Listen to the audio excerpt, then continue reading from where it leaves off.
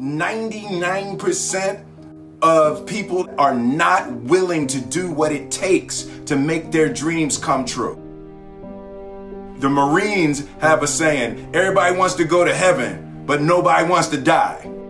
The center of bringing any dream into fruition is self-discipline. You know, something as simple as food and eating. It's not about your body as much as it is about your mind. It's getting command of your mind to be able to choose actions that are in your own best interest. Every day we are choosing shit that's not in our own best interest. So if the world is attacking you and the world wants to fight you and the world's trying to hold you down, so you're gonna kick yourself in the balls? So you're gonna stop yourself from getting what you dream. And I think the word discipline has kind of gotten a bad name. We think about it in terms of punishment. I'm not talking about discipline in that way. I'm talking about discipline in the sense that you forego immediate pleasure for the exchange of long-term self-respect. I believe that self-discipline is the definition of self-love. That when you say that you love yourself, that means that you have behavior towards yourself that is loving. Self-discipline is the center of all material success. You cannot win the war against the world if you can't win the war against your own mind.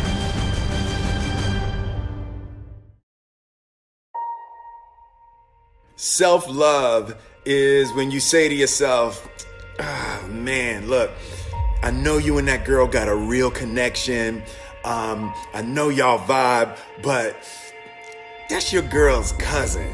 So I love you too much to let you do that. It's like you say to yourself, hey man, look, I know you want to eat that pizza and it'll be really good, you know, but I can't let you eat that, man, because if you eat that pizza, you're going to feel like shit, you know, and I love you too much to let you eat that. Self-love is, hey, look, I know you got a test on Monday, you know, and I know you really want to go out with your friends. It's Saturday night, you want to go out, but if you fail that test, you're not going to feel good about yourself. You know, I love you too much to let you go out tonight. Self-discipline is self-love. If you want to be happy, you have to love yourself, which means you have to discipline your behavior. The road to sustained happiness is through disciplining your behavior. We tend to base our self-esteem on what other people think. And that's not really self-esteem. Self-esteem is supposed to be how we feel about ourselves. And I was just saying how dangerous it is to allow other people to determine how you're going to feel about you. And it's kind of like looking into a broken mirror. You're going to look in a broken mirror and then change your face to try to look good in this defiled, busted, broken mirror. And it just, other people's opinions is a really way to determine how we feel about ourselves.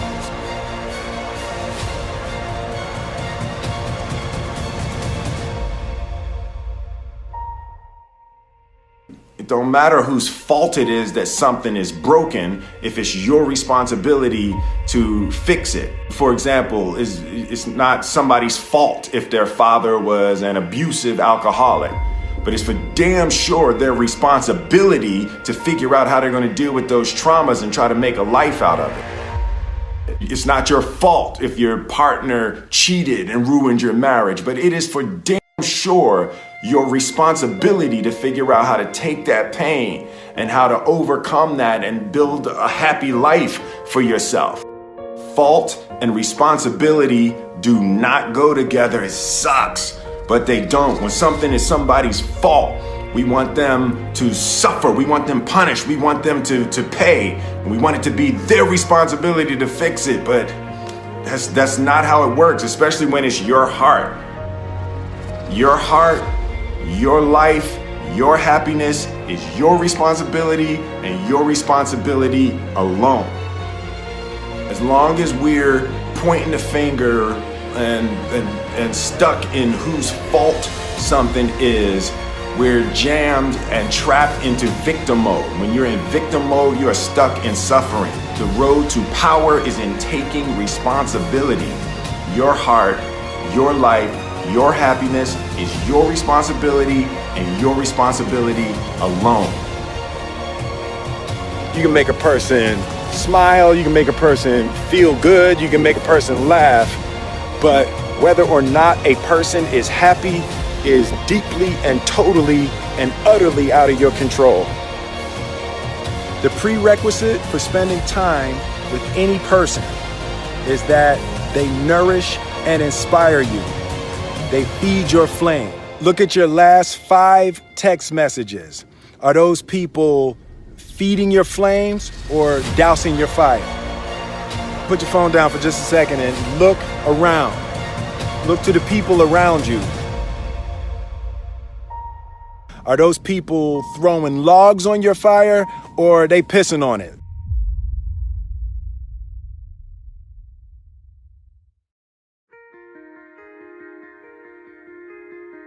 I want my life, I want my work, my family, I want it to mean something. And it's like, if you are not making someone else's life better, then you're wasting your time.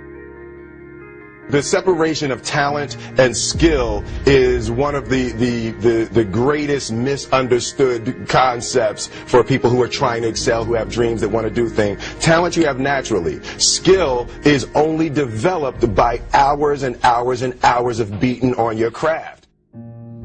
You don't try to build a wall. You don't set out to build a wall. You don't say, I'm going to build the biggest, baddest, greatest wall that's ever been built. You don't start there. You say, I'm going to lay this brick as perfectly as a brick can be laid. There will not be one brick on the face of the earth that's going to be laid better than this brick that I'm going to lay in this next 10 minutes. And you do that every single day. And soon you have a wall. And soon you have a wall. And I think psychologically, the advantage that gives me over a lot of people that I have been in competition with in different situations is it's difficult to take the first step when you look how big the task is.